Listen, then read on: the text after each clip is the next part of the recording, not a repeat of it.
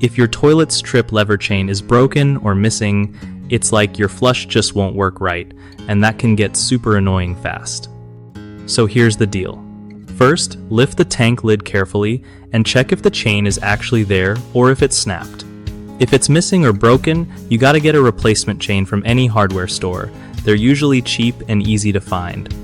Next, attach one end of the new chain to the trip lever arm inside the tank and the other end to the flapper, but don't make it too tight or too loose.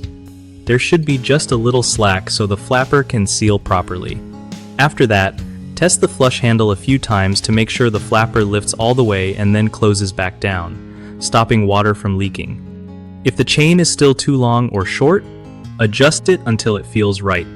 Also, while you're in there, check for any rust or damage on the lever itself because sometimes that's the real culprit.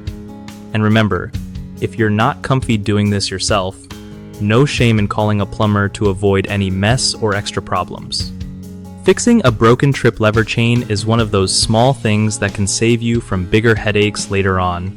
One of the most common mistakes with broken trip lever chains is making the chain too tight, which keeps the flapper open and wastes water. To fix this by loosening the chain so there is slack when the handle is resting.